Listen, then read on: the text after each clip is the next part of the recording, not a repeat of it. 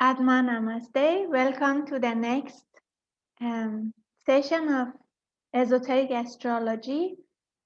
So, in the last session, we studied the zodiacal sign Aries, and a little bit is still left from Aries, so we will finish that.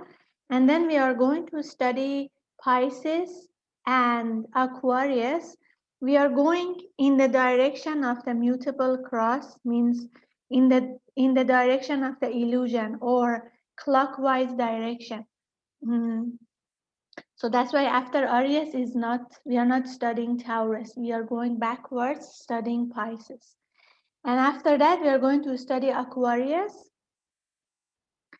And that will be for today's session.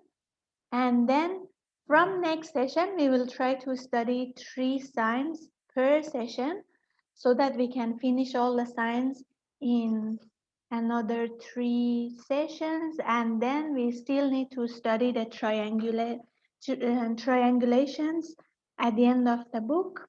And I think that will finish the whole study of the esoteric astrology. So as usual, let's start with a short invocation. Please close your eyes. Inhale and exhale slowly and deeply. Relax your body. If you feel any pain or discomfort at any area of your body, bring your awareness to that area and mentally say, I am not the body. The body is just a vehicle of the soul. Visualize your whole body disintegrate and disappear. All the cells and organs in your body disintegrate and disappear. And what remains is just brilliant white light. Inhale slowly and deeply. Exhale slowly and deeply. Now bring your awareness to your thoughts and your emotions. Just observe each and every thought that comes to your mind and fades away. Mentally say, I am not my thoughts. I am not my emotions. Thoughts and emotions are just products of the soul. I am the soul. I am that I am. Visualize all your thoughts and emotions disintegrate and disappear. All your fears, worries, frustrations disintegrate and disappear. And what remains is just brilliant white light.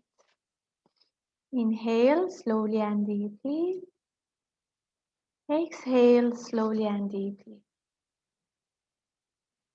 Now bring your awareness higher to your crown chakra and mentally say to the Supreme Being, Divine Father, Divine Mother, and all the great, great ones, to Grandmaster Shuakok Sui, Lord Mahaguruji Mailing, and all the great, great ones, all the holy gurus, holy masters, saints, archangels, holy angels, and spiritual helpers, to all the masters of the Theosophical Society. Thank you for all of your priceless blessings, for divine light, divine love, and divine power, divine guidance, help, and protection. Thank you for illuminating our minds. Thank you in full faith. Inhale slowly, inhale all the blessings. Exhale slowly and be aware of your whole body. Inhale slowly. Exhale slowly. Inhale slowly, inhale all the blessings. And when you are comfortable, gently open your eyes with a big, big smile. Atma Namaste, welcome back to the study of the book. So we finished the Aries sign first, a few pages left from our last study, and then we will continue with the sign Pisces and Aquarius for today. So, in the early stages of evolution and upon the mutable cross, the consciousness is entirely identified with life in form and with the life of self-consciousness, self-preservation, and self-enrichment.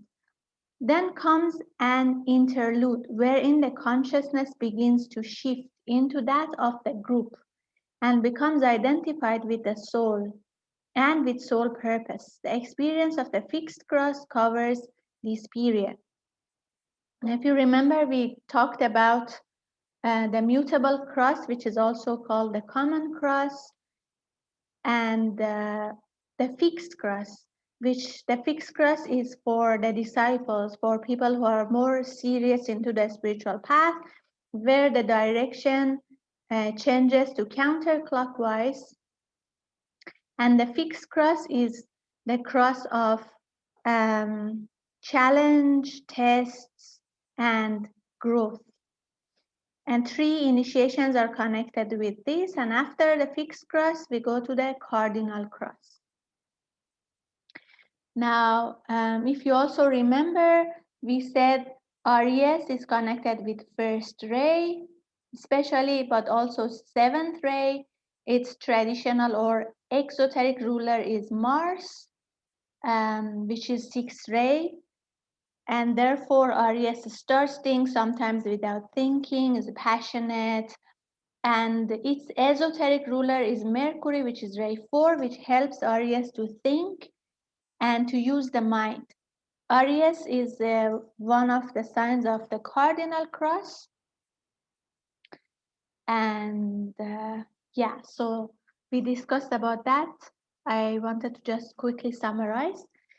So much also will be revealed about individual life and purpose when the fate of certain planets when in various zodiacal signs is properly investigated and grasped, and their symbolic significance as interpreted. For instance, it is well known theoretically and mathematically that the sun is exalted in Aries. In the previous sessions, we discussed that when we are dealing with a chart, 3 things are important.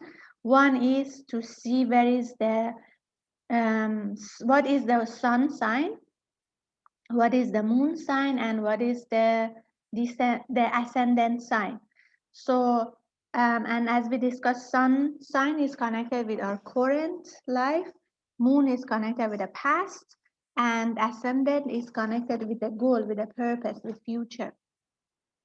We also discussed that it's important to study which planet is located in which house in the chart. We discussed about the houses already. So this part is talking about certain planets.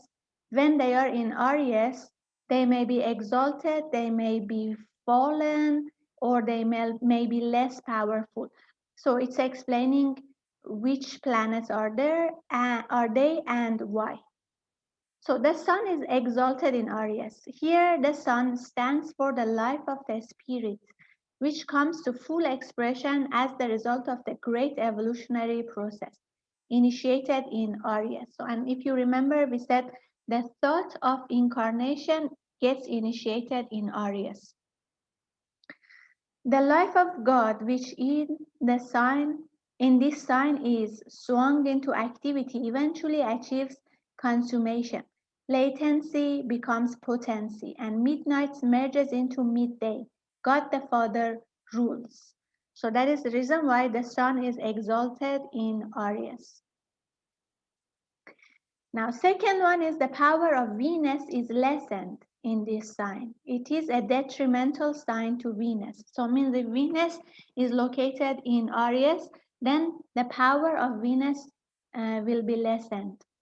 The reason for this is that when the sun is exalted and blazed forth in all its glory, the other lesser luminaries fade out.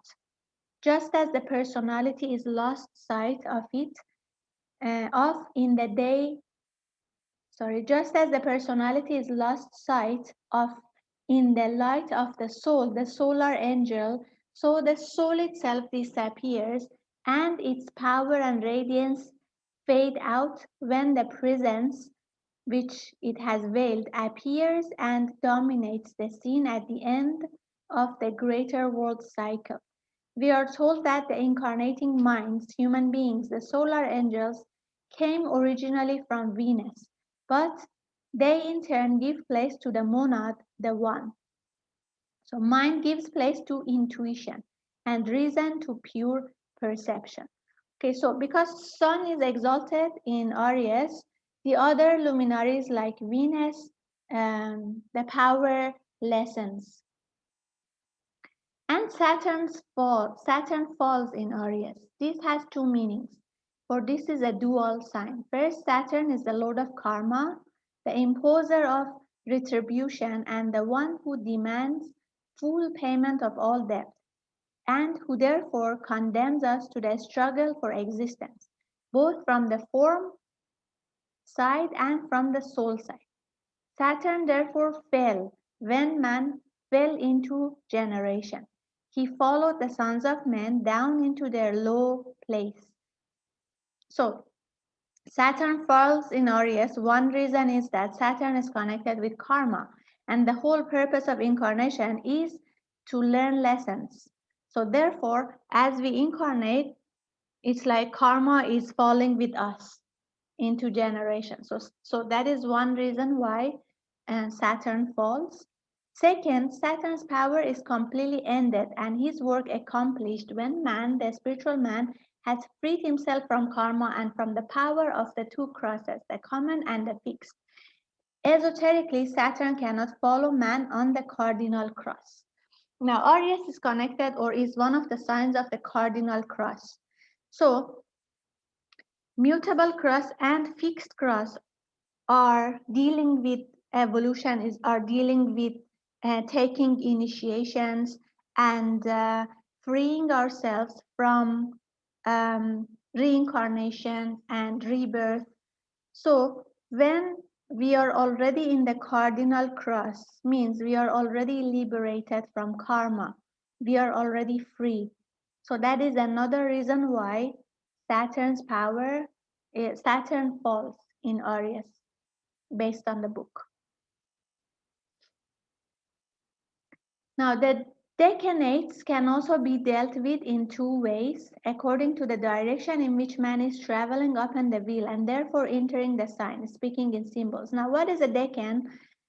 They divide each of these houses, each of these signs into three, and each of these 1/3 is called decan or decanates.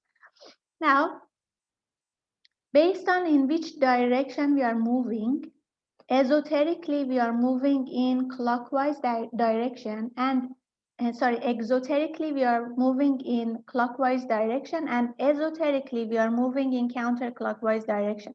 So the way we experience these decanates will be different.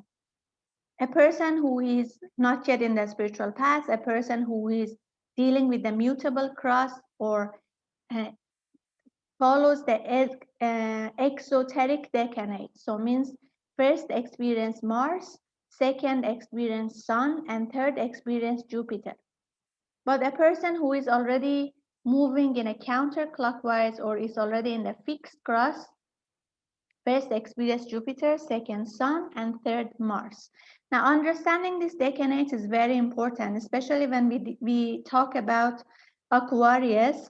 We will understand that more because we are not only looking at the individual chart, but we are also looking at the humanity as a whole.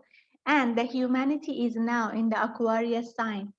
And what we are experiencing is different, how to say, it's because of the decanates. For example, now when we reach to that, we will explain more.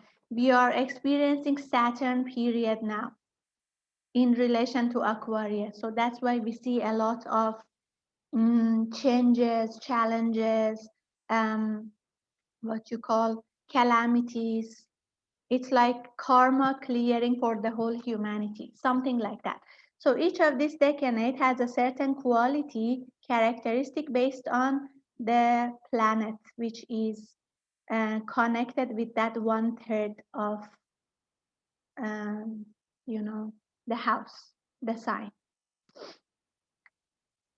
Okay, so the book says, if he enters Aries when on the common cross, he will come under the influence of Mars, then the Sun, and Jupiter, according to Sephariel Theosophies.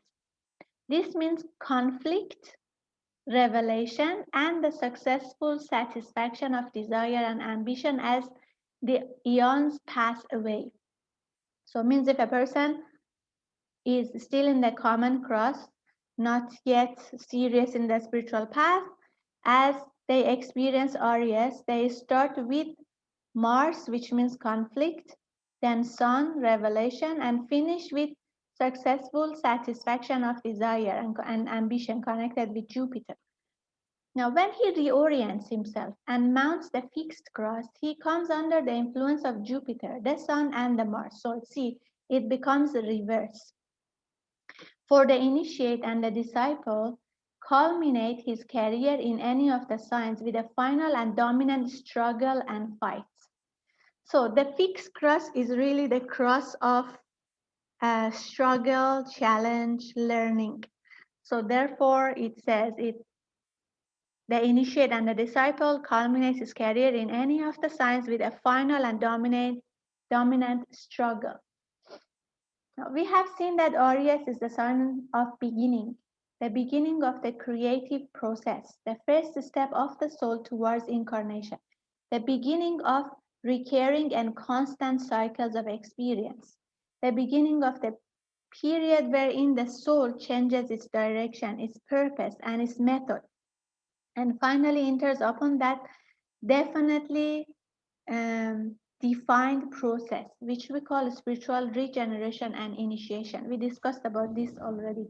The whole idea of incarnation starts from Aries, initiates in Aries. There are 4 words of vital importance upon which we shall ring the changes as we study the path of evolution or the progress of the soul around the great wheel, both as a personality and as a disciple, headed towards the final liberating process.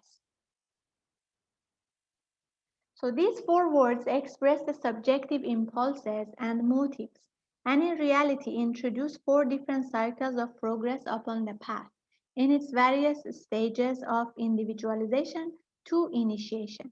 They are first, recreation, in which the influence of Cancer combined with that of Aries produces the pull into incarnation upon the physical plane. So if you remember, we said the idea of incarnation gets initiated in Aries, but in Cancer, the person incarnate as a form. So that's why it says influence of Cancer combined with that of Aries. Second stage, regeneration, in which the growing influence of the fixed cross playing upon the mutable cross produces those interior changes which eventually lead to reorientation, or the great cycle of repolarization which takes place through the influence of Libra in the cardinal cross, and the swerving of the bull in mid-career, as it is called in the ancient books. This process of reorientation leads to a passage around the wheel in which steadily and persistently the inner subjective man comes into outer manifested expression and the personality recedes into the background. So means as we finish or as we pass from the mutable cross to the fixed cross, we are basically moving from personality or focusing on the incarnated soul to the real man or the higher soul. So that's why it says the personality recedes into the background. Finally, there comes 12 lives, wherein the final stage of renunciation is experienced, and the disciple or initiate renounces all for the love of humanity and its service, and lays himself upon the altar of sacrifice. He achieves as a result the final liberation. Now again, if you remember, we said in Theosophy, they believe that once we are in the cardinal cross, then we need to experience 12 lives, each in one sign. And then we can have the final liberation. So this liberation is in reality 12-fold in nature. For liberation, victory, and triumph have to be experienced in every sign, just as captivity, defeat, and failure have been experienced in all the signs of the zodiac, whilst the man is functioning as a personality. So means we experience each sign once, and then we experience liberation and victory, triumph in that sign. And that's why it says it's 12-fold, because we have to experience all of the 12 signs before we can have the final liberation. So going through the great cycle from Aries to Taurus, the man re-enters the sign Aries again under the potent impression of Taurus, which at this stage of development feeds his ardent desire for the many material advantages of physical incarnation and of constant worldly undertakings.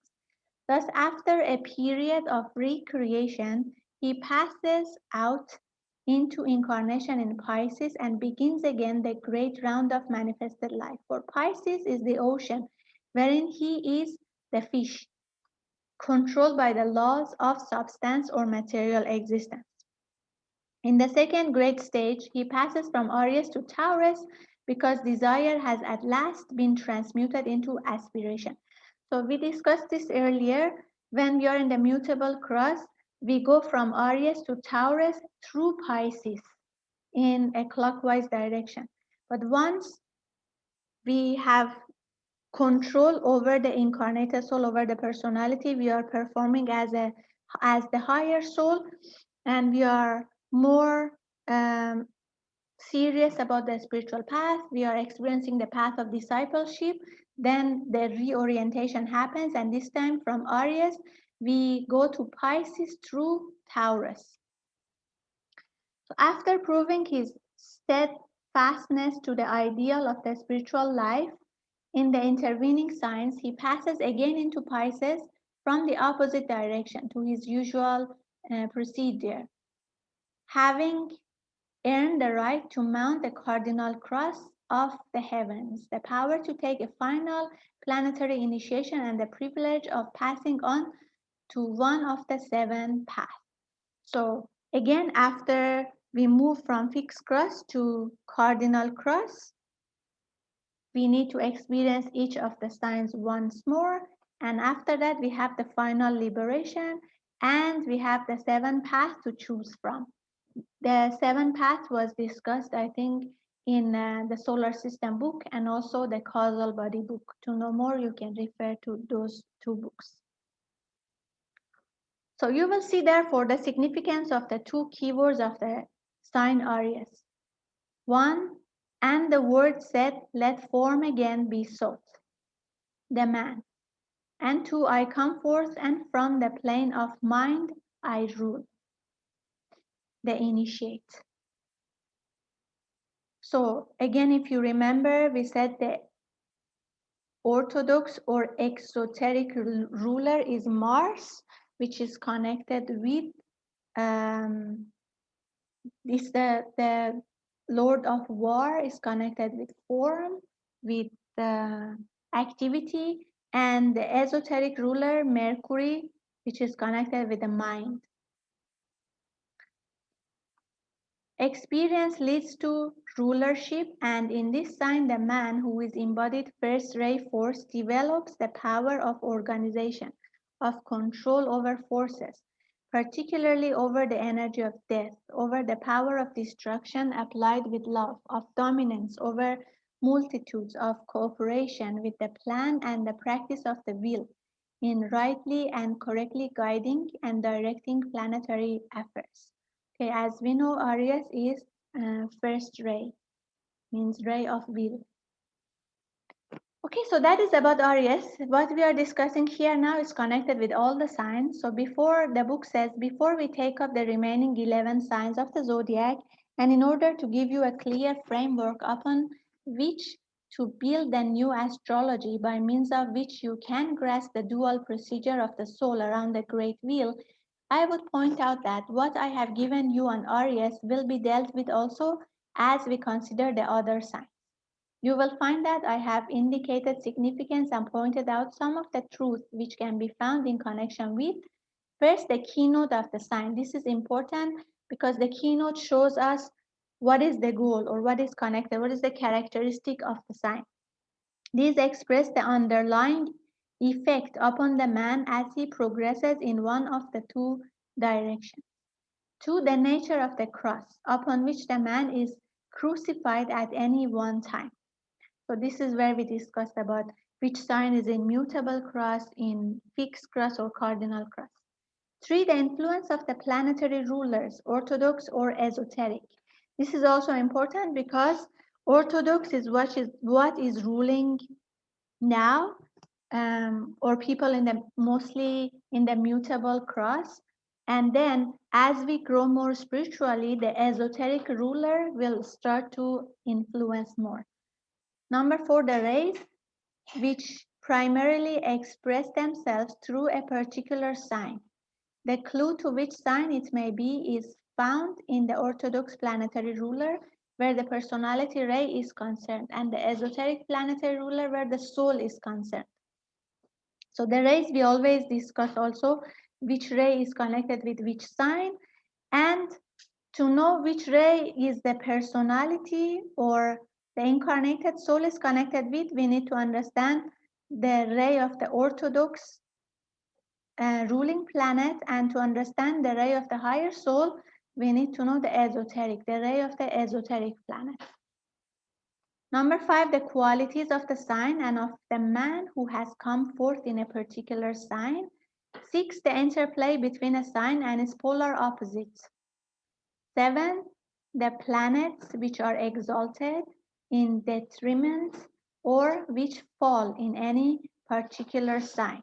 For a study of this will indicate the three phases of the path, with its evolutionary cycle of becoming increasingly involved in matter or life upon the mutable cross, the interlude of readjustment or struggle for liberation, which leads to the mounting of the fixed cross, and the period of liberation with the final mounting of the cardinal cross. So it means in every sign we are also going to discuss which planet is exalted, which one falls, which one's power lessens. Number eight, the significance of the key words for the modes of progress through the signs. And nine, the underlying theme of any specific zodiacal sign, covered by the ideas of recreation, regeneration, reorientation, and renunciation. Okay, so with this, we go to the next one, which is Pisces. So as you see, again, we are moving in the clockwise direction, going from Aries to Taurus through Pisces. So next one will be Pisces. Rays, Ray 2, Ray 6, Orthodox ruler is Neptune, also believed to be Jupiter. Esoteric ruler is Pluto. Now we will discuss in detail. So based on the book, this sign is also dual. In Aries, we have the duality which is attached to the bringing together of spirit and matter in the great creative activity of manifestation at the beginning of the evolutionary cycle. Whilst in Pisces, we have the fusion or blending of soul and form, as far as man is concerned, producing the manifestation of the incarnated Christ, the perfected individual soul, the completed manifestation of the microcosm. Thus, the greater and the lesser polar opposites, the human being and God, the microcosm and the macrocosm, are brought to their destined expression and manifestation. So Aries was a dual sign. Pisces is also a dual sign, but it's a bit different compared to Aries. Until man is nearing the goal, these words mean but little, though a study of the sign Pisces in the two ways intended may reveal much that is significant and suggestive. The goal of deity, the emergence of God's plan, and the nature of his eternal purpose is for us only a subject of interested speculation. There is a possibility that this plan and purpose may be vastly different to our Sarmis, which is based upon our formulation of a deity who is the product of our mental processes and of devoted idealism, two of the three aspects of the personality nature, and the attempt to interpret his infinite purposes in terms of our finiteness. Let us always remember this. The mechanism for divine perception has not yet been developed in the human family on any large scale and is only achieving some measure of usefulness in the initiate of the third degree. So it says we try to understand the goal of the deity, but it is difficult to understand at this stage and probably only useful for the initiate of the third degree, but we will still try to at least talk about it, so maybe some understanding will be there.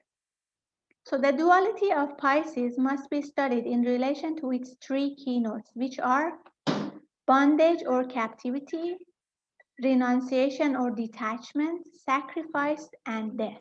Now we will discuss about this.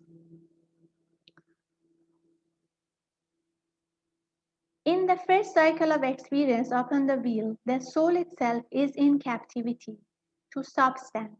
It has come down into the prison house of matter and linked itself to form. Hence the symbol of Pisces of the two fishes linked together by a band. One fish stands for the soul and the other for the personality or form nature. And between them is to be found the thread or sutratma, the silver cord which keeps them bound to each other throughout the cycle of manifested life. So if we look at, I think we had it here, let's look at it. If we look at the sign of Pisces, so there are, it's like two fishes connected together with a band. So this can mean the personality. One is the higher soul and one is the personality or the incarnated soul connected with each other through the spiritual cord. Or sutratma, here it says thread or sutratma, the silver cord, which keeps them bound to each other throughout the cycle of manifested life. So it means as we incarnate in this world, we are bound by the physical form. The incarnated soul is connected to the higher soul through this spiritual cord. Later on, upon the reversed wheel, the personality is brought into captivity by the soul. But for long eons, the situation is reversed, and the soul is the prisoner of the personality. So, as the higher soul put a portion of itself as the incarnated soul and gets incarnated, initially it feels like the higher soul is the prisoner of the personality because the higher soul doesn't have much control over the personality. But after many, many incarnations, as we grow further, as we evolve, as we gain more control over the bodies, the higher soul gains more control over the incarnated soul, and then the situation gets reversed. And then it's like the personality is taken captive by the higher soul, something like that. So this dual bondage is brought to an end by what is called the final death, when the complete release of the life aspect from the life of form takes place. It should be borne in mind also that the soul itself is of the nature of form from the standpoint of the monad, though it is a form far subtler than any that we know in the three worlds of human evolution. So the final release is when we don't need to incarnate anymore. And then this bondage between the higher soul, incarnated soul, is no more there because we don't need to incarnate anymore. And then it says we also need to remember that the same connection between the higher soul and incarnated soul is between the monad or the divine spark and the higher soul. So the higher soul feels like a form for the monad or the divine spark, although this form is much, much subtler than our three worlds, means physical, emotional, mental, lower mental. There is also a dual renunciation referred to in these keywords for, first of all, the soul renounces the life and light of the monad, its source, symbolized by the words, the Father's home, and descends into the ocean of matter.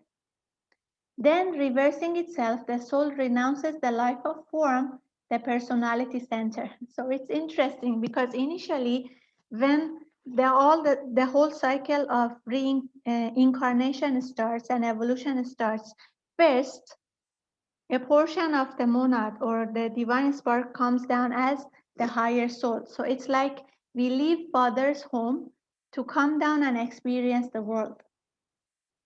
But once the situation gets reversed, once we are in the fixed cross, and this time we want to connect with the monad back.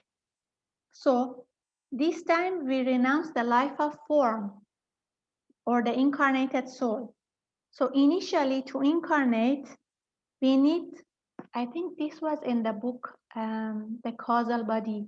So initially we need selfishness because we need to focus on the self. We need to become individualized to be able to get incarnated and experience the world. So from that group consciousness, thinking about everybody and have that vast group consciousness, we need selfishness to be individualized. And once we experience the world and we evolve, then selfishness this time changes again back into group consciousness, and then we connect back with the higher soul and then the divine spark, and then we become one with all. So first, from all, we need to become one. We need to become individualized to experience the world, and eventually we go back to that one. So again we become one. The soul detaches itself in consciousness from the monad, the one, and functions from its own center, making its own new and material attachment. This is the first. Means from oneness, we focus on one, we become individualized. Then upon the reversal of the wheel, it proceeds to detach itself from the personality and reattach itself to consciousness of the one who sends it forth. So again, we will detach from individuality, from personality, from incarnated soul, and then we become one again. Such is the climaxing story of Pisces. So the lords of will and sacrifice come down into manifestation, sacrificing their high position and opportunities upon the higher planes of manifestation in order to redeem matter and raise the lives by which it is informed, the lower creative hierarchies, to the status of themselves, in so far as they constitute the fourth creative hierarchy. So it's like a great sacrifice to come down from that level that we were experiencing the physical world, and then we will go back again. This is the subjective purpose underlying the sacrifice of these divine lives, who are ourselves, essentially, who are qualified by knowledge, love, and will, and animated by ceaseless preserving devotion. They seek to bring about the death of the form in its occult significance and the consequent release of the indwelling lives into a higher state of consciousness. Of this process, all the world's saviors, past, present, and to come, are the manifested symbols and the eternal guarantees. So the world's saviors, it says, come from Pisces, past, present, and to come. It is in such recognitions as these that the mainspring to the life of service must be sought. People born in this sign are frequently to be found serving the race and ministering to its needs upon some level of consciousness. So people who are in Pisces sign are in the form of, in the path of service. They are sacrificing themselves for the service of humanity. Thus, they are prepared for the final sacrifice in Pisces, which absorbs them back into their originating motive. It is for this reason that the life of service and the directed intention to serve constitute a scientific mode of achieving release. In Aquarius, the sign of world service, the lesson is finally learned, which produces the world savior in Pisces. Hence my constant emphasis upon service. Okay, now once we are in the fixed cross and the rotation is changed to counterclockwise, Aquarius is experienced before Pisces. So in Aquarius, we develop group consciousness, world like humanity consciousness, something like that. And it's the sign of world service. So the lesson is learned, and therefore in Pisces, it leads to the creation of world savior. When the individual man enters upon his cycle of incarnations and emerges in the sign Cancer, which is found in the cardinal cross, he metaphorically mounts the mutable cross, and his long term of imprisonment in form begins, and the lessons of servitude must be learned. He goes on learning until he has transformed servitude into service. So when we start to incarnate in the sign Cancer as a form, we become imprisoned by the form, and then we need to grow, learn, evolve, and finally transform servitude to service. He alternates between the pairs of opposites, both from the astral emotional angle and from the point of view of the four arms of the mutable cross. The fluid sensitive temperament in Pisces must be stabilized in Virgo, in which sign mental introspection and critical analysis become possible and serve to arrest the fluidity of Pisces. So Pisces is one of the signs of the mutable cross. It's connected with water element. So that's why Pisces is very sensitive, very emotional.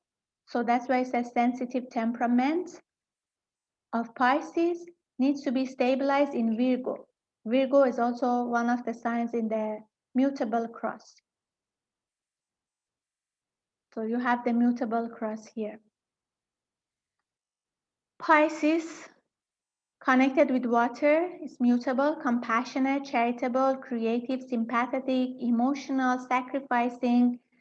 So Pisces is actually one of the most sensitive signs because it is like immersed in water. The sign is fish, right? So the fish swims in water.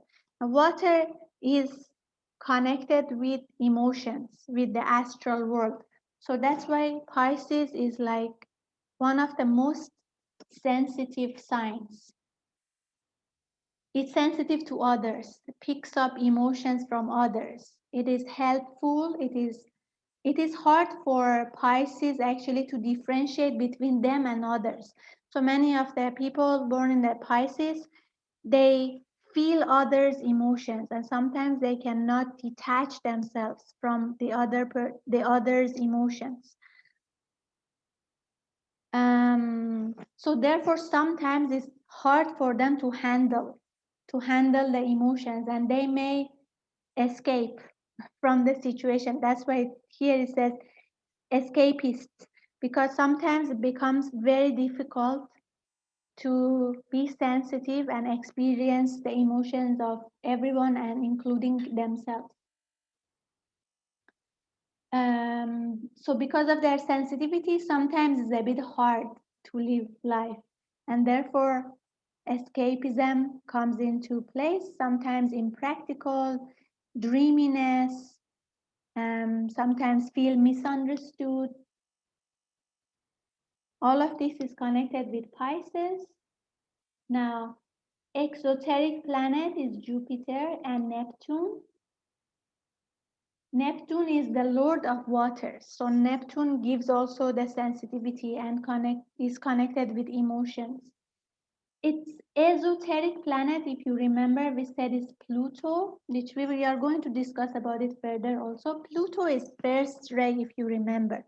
So therefore, when the person is growing, becoming more serious in the spiritual path, more evolved, the influence of Pluto comes into play a bit more. So what Pluto can give Pisces is courage to carry on. And sometimes the courage or the ability to cut between themselves and others, to differentiate between what is mine and what is others.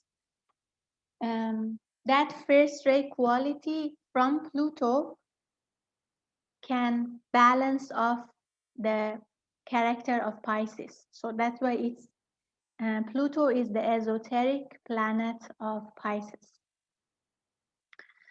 Okay, so these two signs balance each other. We must study the dual process taking place upon the wheel through the medium of the mutable cross, of which Pisces forms a part in the following manner. So now we are going to discuss about the mutable cross. First is Pisces. Here the beginner upon the way of life starts with a material receptivity which will enable him to respond to all contacts in the cycle of manifestation.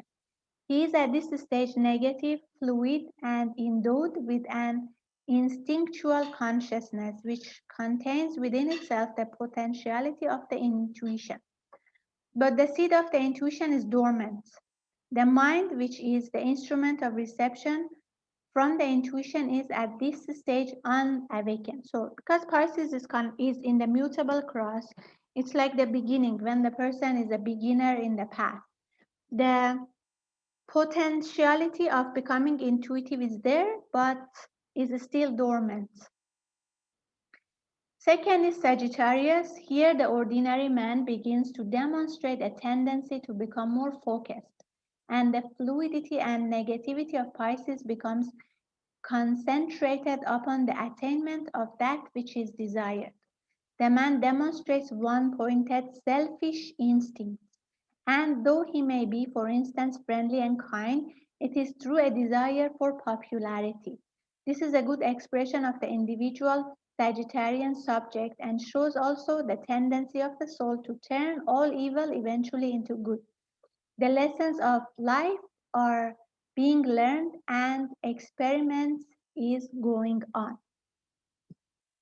So means that instinctual consciousness of Pisces becomes more of a bit selfish consciousness focusing on the self in Sagittarius.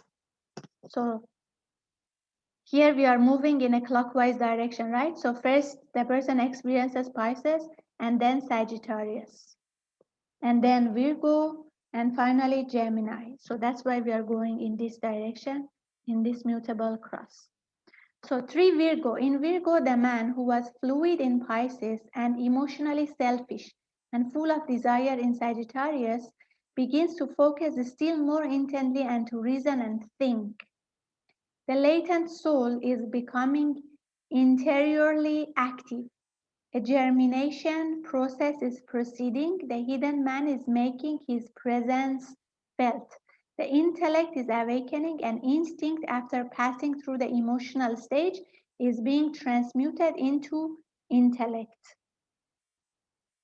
So, that instinctual consciousness of Pisces becomes selfish desire and emotion in Sagittarius. Then in Virgo starts to think, to reason, to have reason to think. So from emotional starts to think more on a mental level. And finally in Gemini, in the undeveloped man or the average man, the experience undergone on 3 arms of mutable cross have brought him to the stage where the dream of life can be changed into the recognition of the reality. and the great illusion can be seen as undesirable and untrue. The sense of duality is at this stage instinctual but becoming increasingly real and steadily more complex. The man begins to dream of stability, of ordered changes, and of union with that which he senses to be the most real part of himself.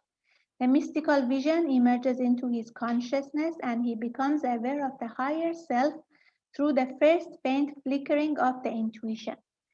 So, in Gemini, we start to experience intuition, we start to experience glimpse of the higher soul. And if you remember, we said the first goal for the human evolution is to develop the light aspect of the soul or the intelligence aspect of the soul. So whatever we are undergoing in the mutable cross is to develop the intelligence aspect. The experience upon the mutable cross lasts a long time and carries the man always back again and again into the sphere of influence of Aries, which through the ruling activity of the first ray both strengthen the will of the man and end cycle after cycle with the word of destruction. So this mutable cross takes a long time because we need to keep reincarnating and learning, and go slowly forward. Again and again, he enters into the sign Pisces and finds his way around the great wheel until the experience of change and of mutability and the establishing of the transmutation process carry his consciousness from the instinctual and intellectual stages to the faint beginning of the intuitive process in Gemini. Then comes a great process of polarization and a moment of transference, after which the influence of the fixed cross causes reversal and the lessons gained upon the mutable cross have to be worked out and the effects demonstrated upon the fixed cross. So means in the mutable cross, we keep coming into incarnation and we keep learning lessons until we are ready to face the tests, to face the challenges. So then from the mutable cross, we go to the fixed cross where we need to show how much of the lessons are learned. So that's why the fixed cross is really the cross of challenge and test and trial. It must not be thought that in the early stages of unfoldment, experience is gained only through the mutable cross. Okay, so we discussed here that there are 4 signs connected with mutable cross here, but it doesn't mean that as long as we are in the mutable cross, we only get born in these 4. It's not like that, yeah? So we still experience all the signs, but this the purpose initially in the mutable cross is to learn lessons, and the purpose in the fixed cross is to pass tests and move forward in initiation stages. So the man lives in and experiences in all the signs, but the influences pouring through the mutable cross have a more potent effect upon him than those pouring in the early stages through the fixed cross.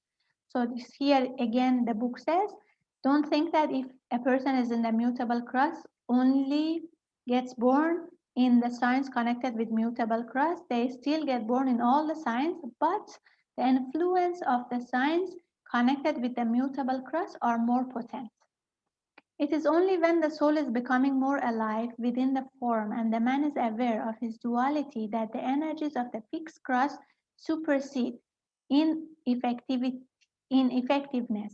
those of the mutable cross, just as after the third initiation, the energies of the cardinal cross begins to control the man and are of more insistent incentive than those of the other 2 crosses. So once we pass third initiation and we move into cardinal cross, then the effect of the signs connected with the cardinal cross get more potent. When the soul is therefore becoming more active, the effect of the fixed cross will be seen working out in the 4 signs along with the effect of forces of the mutable cross. For that which is dominated and relinquished is held firmly and transformed.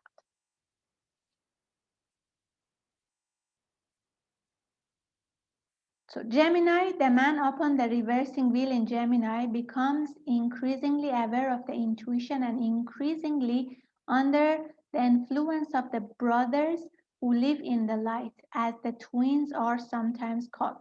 Now we are talking about the four signs again, but in the reverse format, means in the counterclockwise direction, and when a person is in the fixed cross. What we discussed earlier was from the standpoint of someone in the mutable cross. Now these are from the perspective of a person who is in the fixed cross. So in Gemini, when we are reversing the wheel, we are increasingly becoming aware of intuition. The light of the personality dims and the light of the soul waxes. So it means higher soul starts to influence life of the person much more. The fluidity of Pisces and the undeveloped Gemini gives place to the responsiveness of the personality to soul impression and consequent stabilizing of the life on the physical plane. Next, we move to Virgo. So when we are in the fixed cross, we go on the counterclockwise direction. The mind under the influence of Virgo, which has been analytical and critical, changes to that quality of mind which is best described by the words illumination and revelation.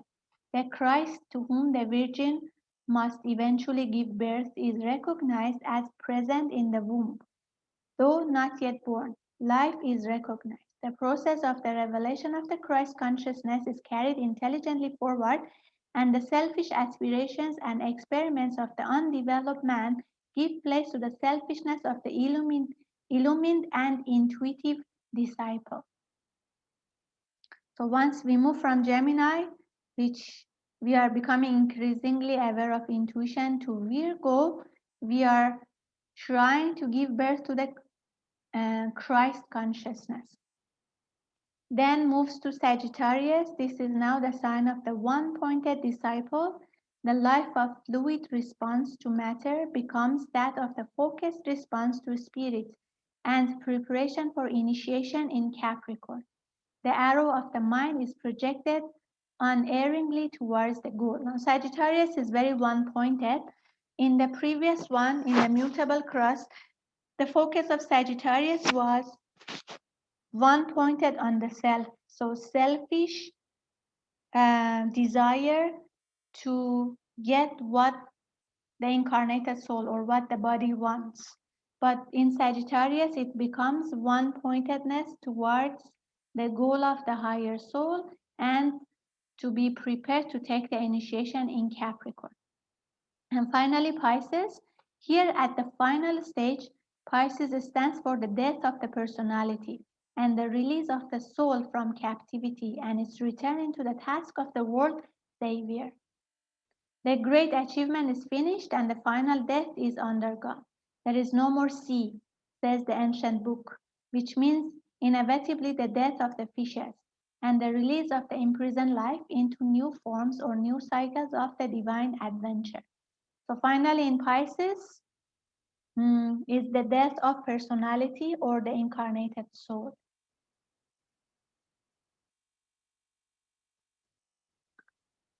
This mutable cross of which Pisces is one of the arms is predominantly the cross of repeated incarnations, of varied experiments under the various signs and orthodox rulers, and of those many experiences which lead to successive and continuous expansions of consciousness. It is therefore the cross of the Son of God, the incarnating Christ, though it is in relation to this cross the cross of the planetary Christ, just as the fixed cross is that of the individual Christ in each human being, and the cardinal cross is that of the cosmic Christ. It might here be noted that the cross with which we are here concerned is that of the mass, and that the consciousness which it exemplifies, is that of the instinctual consciousness, and it's merging into the intellectual consciousness. It is the cross of the anima mundi, means imprisoned soul, and of the human soul, before the consciousness of duality is clear in the mind of the man and before transfer is made onto the fixed cross. So this mutable cross, that's why it's called common cross, because it's the cross of the masses. And in this cross, we are trying to develop the intelligence aspect of the soul. So the instinctual consciousness is changing into intellectual consciousness. The person is learning how to think, to develop the intelligence aspect.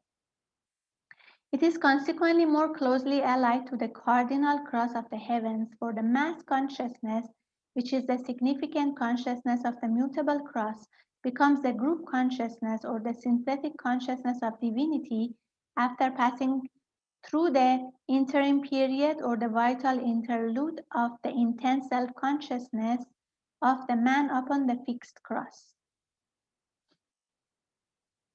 So in commutable cross, we have the mass consciousness, instinctual consciousness of the mass. In cardinal cross, we have oneness. That's why these two are connected. They are very different, but connected because both of them is like connected with a group. This human interlude is in the nature of a cross section in the development of consciousness, but the main emphasis is the unfoldment of the mass consciousness of all the kingdoms in nature into the group consciousness of the three highest kingdoms through the mediatorship of the human kingdom, which through its peculiar and specific type of awareness can relate the higher and the lower expressions of divinity. It is here and in this connection that the sign Pisces is of much importance, as it is the sign of mediatorship. Mediumship, in its true meaning, is expressive of the mass consciousness, impressively negativity and receptivity. These points will become clearer as we study the signs and their many interrelations. The thought I wish to convey to you here is that at this stage, the influence of Pisces on the involutionary arc, and as the sun retrogrades through the signs, is felt largely in the anima mundi and in the hidden, incarnated, and imprisoned Christ.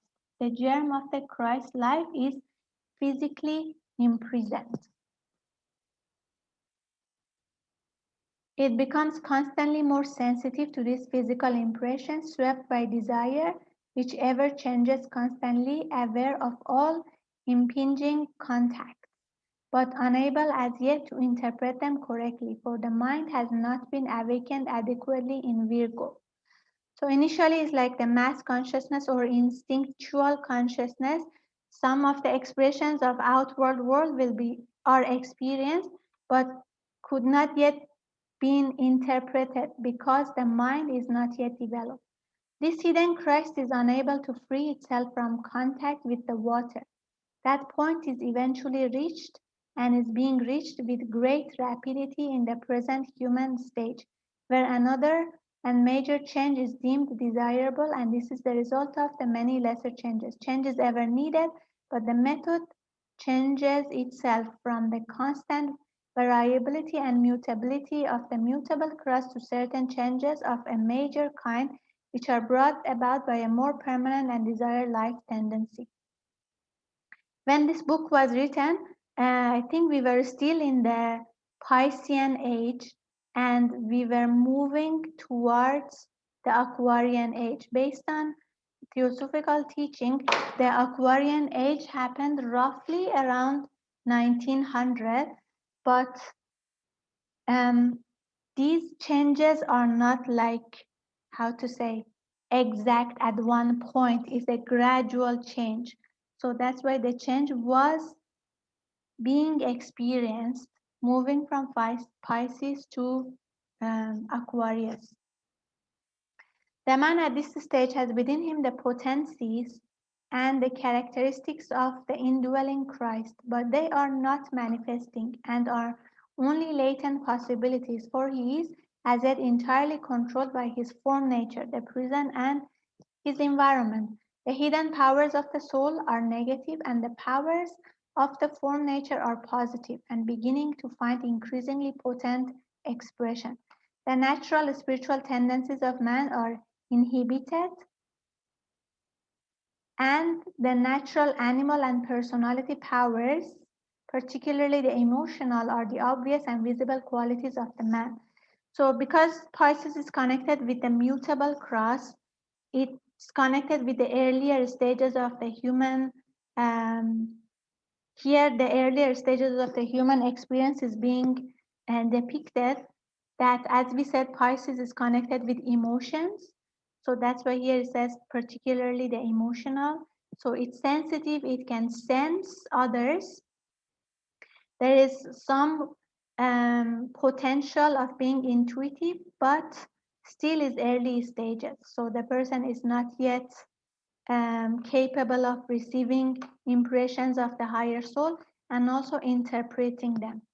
A good deal of symbolism connected with the latent Christ and the outer expressive personality can be seen if a study is made of the biblical story of uh, Jonah and the whale.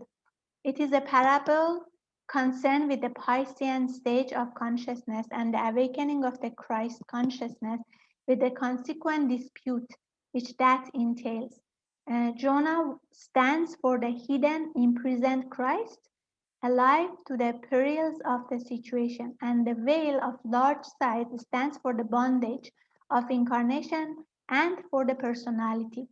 So, many of these parables and stories, when we read, they have a lot of symbolism connected with esoteric astrology. So here, one example is mentioned, the story of Jonah and the whale. So when Jonah was inside the huge whale, something like that. So Jonah stands for hidden imprisoned Christ, and the veil of large size stands for the bondage of incarnation and for the personality. So it's like captivated, imprisoned, and personality rules, not yet the higher soul. And eventually, as we grow further, the higher soul rules, something like that. It is in this dual sign that the imprisoned soul and the personality enter upon the process which will transmute one, the lower nature, into the higher manifestation, two, the lower physical powers into the higher spiritual faculties. So negativity gets transmuted into positive soul control, mediumship into mediatorship, clairvoyance into spiritual perception, clairaudience into mental telepathy, and finally inspiration, instinct into intellect, selfishness into divine selflessness, acquisitiveness into renunciation, self-preservation into selfless world service, self-pity into compassion, sympathy, and divine understanding. So if you remember earlier, we said Pisces is one of the most sensitive signs. So imagine a person is very sensitive, sense all these emotions. They maybe have a lower clairvoyance. They may be medium. They can connect with the other beings. They can feel others and everything. But initially, that can lead to self-pity. That can lead to negativity, escapism. But once the person develops, these lower tendencies transform into selfless service. So when you are sensitive, when you are intuitive, when you get messages, then you use it to help others. You use it for world service. You become more compassionate, you will have more sympathy with others because you know what they are going through. And then the effect of the Pluto, which is first ray, esoteric ruler, appears more and more, which gives the person courage to do something. and to be able to detach. So 3, spiritual and mental inhibition into soul expression and mental sensitivity. 4, devotion to the needs of the self into develop devotion and response to the needs of humanity. And attachment to environment and to personality conditions into detachment from form and ability to identify with the soul. So as the person develops, these changes happen to the person under Pisces. The ordinary low-grade medium is the outstanding example of the worst aspect of Pisces: negativity, impressionability, animal and emotional sensitivity with complete undevelopment of the mental principle. Because initially in the earlier stages we said the goal is to develop intelligence, but in the initial stage the intelligence is not yet developed. The mental principle is not yet developed. So imagine Pisces is connected with emotions and the person becomes very emotional, cannot control the emotions anymore. And therefore it leads to negativity, animal and emotional sensitivity because the mental principle is not yet developed. It might be added that spiritualism and the work of the spiritualistic movement are under the influence of Pisces, with Cancer rising, or in some stages with the reverse, Cancer with Pisces rising. As regards the rays which express themselves through the planetary rulers and which absorb or collaborate with the influences of the sign Pisces and thus influence our planet and humanity, we find a most interesting situation. 2 major rays express themselves through the rulers of Pisces, Orthodox and Esoteric. The first ray of will or power focused through Pluto, and the second ray of love wisdom. It is the interplay of these dual potencies which produces the duality of this sign, and 2, brings about the major problem of Pisces, which is psychic sensitivity. And 3, causes the lure of the path. In the first instance, the path of evolution, and later the lure of the probationary path, with the consequence that transference to the fixed cross begins really in Pisces. Through impulse in Aries, it begins and ends in, though impulse in Aries, it begins and ends in Pisces. Okay, so first ray is connected with Pluto, as we discussed. Pluto is the esoteric ruler of Pisces. 4, precipitates the process of transmutation and eventual escape through death. 5, unfolds the significance, activity, and beauty of death and of the work of the destroyer. Now, this death, we also said death from personality, eventually. From this, it will be apparent how important and powerful is this sign. Through its orthodox ruler Jupiter, that force is brought to bear which brings all together, and in this case relates the 2 fishes and binds them together in functioning relationship.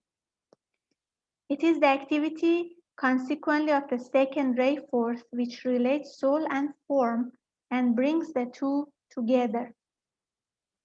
And this magnetic potency is peculiarly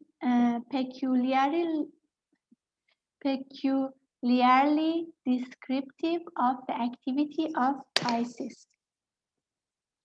Okay, so there are 2 rulers. One is exoteric ruler, which by Master DK is Jupiter, but there are some other people who say it's Neptune. Now, Jupiter is second ray, is connected with ray of love wisdom, and Pluto is first ray. So these 2 bring the influence of will and love.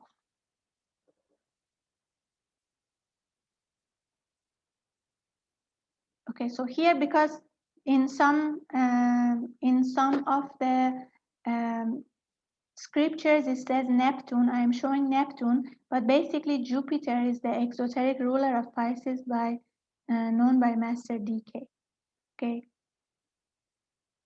so both then need to be considered. Neptune is more about humanity, while Jupiter is about the individual. Neptune is connected with water, is called the Lord of Water, therefore is also connected with emotions. Pluto, first ray, is connected with courage. So because Neptune makes Pisces and water element makes Pisces very emotional, as we discussed, Pluto gives that courage so that a Piscean person can cut, can detach. Pluto brings the process of resurrection, lifting the dead within us to life. Eventually, Pluto brings symbolically death to the personality. So it can cut, it gives courage, it gives what you call courage to carry on, freedom. And as we said, Pisces is connected with the element water. Water is connected with feelings, is sensitive, vulnerable, sometimes cause fear. So from another angle and in a dual sign, this can also be seen working out in Gemini. In Pisces, there is demonstrated the captivity angle of relationship, and the two fishes are unable to escape from each other. So if you remember, we said these two fishes are connected, is like chained together by this thread.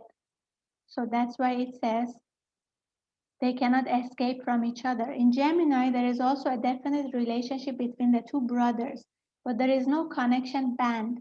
And in that relationship is latent free choice and free determination. In connection with the lesser duality found in every human being, that of head and heart, of mind and love, and of will and wisdom, the work of Jupiter is to develop these two qualities and bring them into synthetic interplay. Eventually, there has to be the complete fusion of love and mind before a world savior can manifest and function efficiently. And this is preeminently the final result of the force of the mutable cross. And they work out the qualities released by the planets' activities active in Pisces, Sagittarius, Virgo, and Gemini. So eventually, as we said, mutable crust is dealing with development of the light aspect or intelligent aspect. But when that light is connected with love, then we have the world savior and the importance of service. These planets are orthodox, Jupiter and Mercury, esoteric, Pluto. So as Master DK said, um, the orthodox planet ruling Pisces is Jupiter, and esoteric one is Pluto. As you know, Pluto stands for death or in the region of death. The Earth stands for the sphere of experience. The Moon or Vulcan stands for the glorification through purification and detachment of matter, and Venus stands for the emergence of love principle through directing power of the mind. Orthodox astrology assigns only two planets to these four signs, which in itself indicates a definite interplay. Jupiter and its influences indicate that the way of incarnation is the beneficent method of evolutionary unfoldment, and that the way of love wisdom, second ray, is the way of for humanity to go. Mercury indicates that the line of least resistance for humanity is harmony through conflict, for Mercury expresses the fourth ray energy, which is Buddhic, intuitional, and expressive of the Christ, as Mercury and Sun are one. So, exoterically or in Orthodox astrology, they only connect two planets to these four signs of which are connected with the mutable cross, but esoterically four: Pluto, Earth, Moon, hiding Vulcan. We said Moon and Sun usually hide a certain planet, and Venus.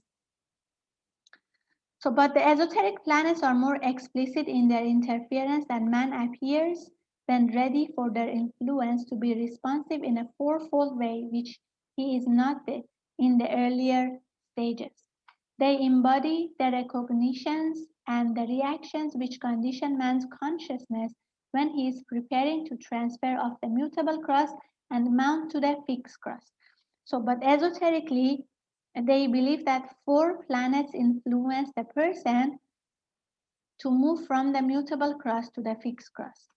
He comes therefore through Venus under the power of mind, transmuted into wisdom through the instrumentality of love. Through the moon under the bondage of form, in order through form experience to achieve release and the uplift of matter in Vulcan.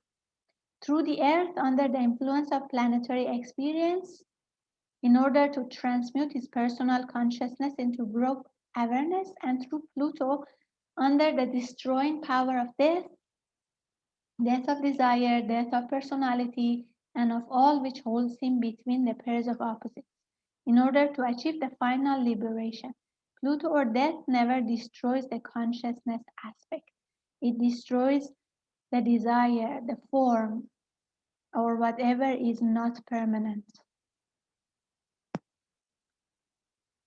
So therefore, altogether, 6 planets govern the mutable cross as far as humanity is concerned.